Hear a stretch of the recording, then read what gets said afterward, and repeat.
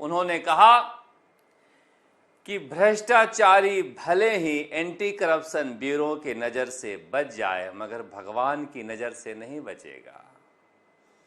बाप अगर भ्रष्टाचारी है तो बुढ़ापे में बेटा पानी नहीं पिलाएगा। अगर तुम भ्रष्टाचारी हो, किसी को साथ में रखे हो, तो वो भी बुढ़ापे में पानी नहीं पिलाएगा।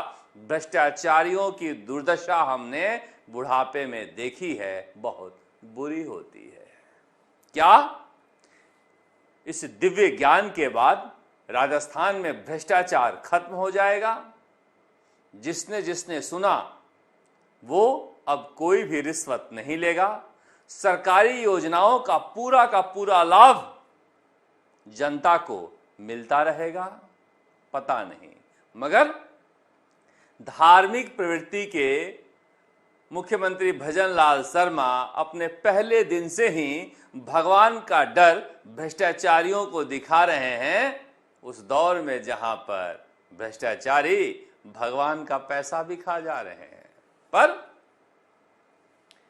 एंटी करप्शन ब्यूरो की इस मीटिंग में जो कुछ कहा है भजनलाल शर्मा ने, उसके बाद कोई असर पड़ता है या नहीं पड़ता है, घर वाले इस बात को सुनेंगे, मानेंगे, नहीं मानेंगे, पता नहीं। मगर सवाई माधोपुर में या फिर दूसरी जगह एडिशनल एसपी स्तर के अधिकारी भी एंटी करप्शन ब्यूरो के भ्रष्टाचार में ही पकड़े गए हैं। वैसे इस सरकार में पिछली सरकार की तुलना में भ्रष्टाचार में कमी आई है, ये बात छिपी हुई नहीं है। चाहे एसओजी के मुखिया हो वीके सिंह या फिर अपराध शाखा के मुखिया हो दिनेश एमएन या फिर जयपुर के पुलिस कमिश्नर हो बीजू जॉर्ज जोसेफ या पहले वाले डीजीपी हो या अब वाले राजीव शर्मा हो, वसुंधरा राजे और अशोक गहलोत के सरकार में पुलिस को एक सरकारी टूल बना दिया जाता था। सियासत का वो अड्डा होते थे। इंटेलिजेंस के नाम पर जनता के प्रति जवाबदेही नहीं, अपने राजनीतिक विरोधियों को फंसाने का काम किया जाता था। मगर इस सरकार में राम राज्य आ गया हो ऐसा नहीं है। मगर एडीजी वीके सिंह के पहल से पेपर लीक तो बंद हो गया है। दिनेश एमएन के पहल से गैंगस्टर का जो गैंग चलते थे या भ्रष्टाचार पुलिस में होने की वजह से अपराध बढ़ा था, इन सब पर अंकुश लगे हैं। आपको ये अनुभव नहीं रहा होगा या अनुभव अभी नहीं हो रहा होगा, मगर दिनेश एमएन ने जिस तरह से अपराधियों की कमर तोड़ी है, निश्चित रूप से अगर आप सिंहावलोकन करोगे, पीछे जाओगे, तो समझ में आएगा कि राजस्थान में अपराधों में कितनी कमी आई है। और जयपुर कमिश्नरेट में भी अब जमीनों का धंधा नहीं होता दिखाई दे रहा है। हो रहा हो तो संजय जाने। पर एक मोटा मोटी जो कल भी मैं दैनिक भास्कर अखबार पढ़ रहा था, उसमें जालोर में 20 ट्यूबवेल खोद के 981 के नाम पर करोड़ रुपए उठा लिए गए 2022 में अशोक गहलोत सरकार में। अशोक गहलोत सरकार में जहां हाथ डालो भ्रष्टाचार ही भ्रष्टाचार था। एसओजी के मुखिया अशोक राठौर सारे पेपर लीक दबाने के लिए ही निकलते थे, पकड़ने के लिए नहीं।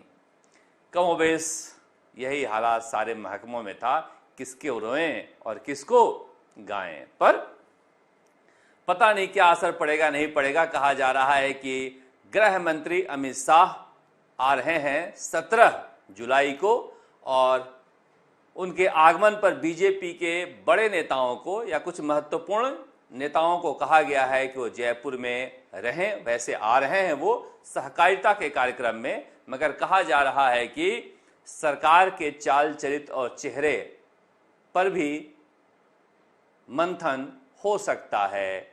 जो रुकी हुई कवायदें हैं, चाहे आईपीएस लिस्ट की हों या फिर मंत्रिमंडल में फेरबदल के हों, इन सब पर चर्चा हो सकती है। मगर रुकी हुई दास्तान तो बीजेपी की दिल्ली में भी है, जहां पर राष्ट्रीय अध्यक्ष की खोज पूरी नहीं हो पा रही है, जिसकी वजह से हर जगह राजनीतिक नियुक्तियां या फिर मंत्रिमंडल में फेरबदल रुका हुआ है। अब रुका हुआ फैसला आगे बढ़ता है या नहीं बढ़ता है, मगर 17 जुलाई की अमित शाह, गृह मंत्री अमित शाह के दौरे की वजह से सियासी सरगर्मियां एक बार फिर से बढ़ गई है कि क्या बीजेपी में कोई बड़ा बदलाव होने वाला है, पता नहीं। पर आज जिस तरह से पेपर लीक को लेकर एडीजी वीके सिंह ने अपनी बात राजस्थान हाई कोर्ट में रखी है, उसके बाद ऐसा लगने लगा है कि यह परीक्षा रद्द हो सकती है। और जज साहब ने कहा ऐतिहासिक फैसला दूंगा। ऐतिहासिक फैसले का क्या मतलब है, इसका मतलब तो हम इस मौके पर नहीं निकाल सकते, मगर उन्होंने इस बात को लेकर कहा कि अभी भी 81 लोग हैं जिनके खिलाफ जांच जारी है और जिसमें 15 चयनित एसआई का भी नाम आ रहा है, यानी कि ये समय और लंबा लगेगा। मान लीजिए साल भर 6 महीने भी ये भ्रष्टाचारी थानेदार किसी थाने में लग जाएंगे तो फिर आपके साथ क्या करेंगे, रूह कांप जाती है ये सोचकर। मगर इसके बाद उन्होंने आरपीएससी की भी पोल खोली, जो कह रहे थे कि 3 दिन पहले ही पेपर लीक हुआ था। उन्होंने कहा 35 दिन पहले बाबूलाल कटारा पेपर लेकर गया था और रामू राम रायका ने यह बताया नहीं था कि हमारे घर वाले भी परीक्षा दे रहे हैं। दोस्त हो, जानकार हो, उन सबको तो पेपर बांटे ही, वो ड्राइवर भी पेपर ले गया, उसका बेटा भी एसआई में सेलेक्ट हो गया बाबूलाल कटारा का। धन्य हो आरपीएससी। ये आरपीएससी का पुनर्गठन करके भजन लाल शर्मा ने एक बड़ी चुनौती तो स्वीकारी है अशोक गहलोत की कि इसका कुछ हो ही नहीं सकता, मगर इसके सदस्यों के चयन को लेकर नियमावली अगर बना देते हैं तो भजन लाल शर्मा लंबे समय तक बेरोजगारों के दिलों में राज करेंगे। क्योंकि जो हो गया हो तो ठीक है, मगर आने वाला कल सुधारने का जिम्मा भजन लाल शर्मा पर है। जो सब इंस्पेक्टर भर्ती परीक्षा में लड़ाई लड़ रहे हैं वो भी कह रहे हैं कि लड़ाई अगर हम लड़ पा रहे हैं तो इसलिए कि भजन लाल शर्मा ने सब इंस्पेक्टर भर्ती परीक्षा में डकैती पकड़ी, चोरी नहीं डकैती पकड़ी, और परीक्षाएं खूब हो रही हैं। आज भी एंटी करप्शन ब्यूरो के इस सम्मेलन में उन्होंने 10,000 पुलिसकर्मियों की भर्ती की घोषणा की है, 3 महिला बटालियन बनाने की घोषणा की है। कल कैबिनेट की बैठक में 1 लाख नौकरियों का रास्ता खोला गया है। हम यही चाह रहे हैं कि भगवान तो राजस्थान में पानी बरसा ही रहे हैं, बिजली की समस्या कम हो ही गई है, नौकरियां मिल जाएं तो फिर जो सोच रहे हैं कि भजन लाल फेल होंगे तो मैं पास हो जाऊंगा, तो फिर हालात बदल भी सकते हैं। हालात पर जीने वालों ये लॉटरी है, किसी तरफ हालात लुढ़क सकता है। वीके सिंह को सुन रहे थे लोग जब वो निकले कोर्ट से।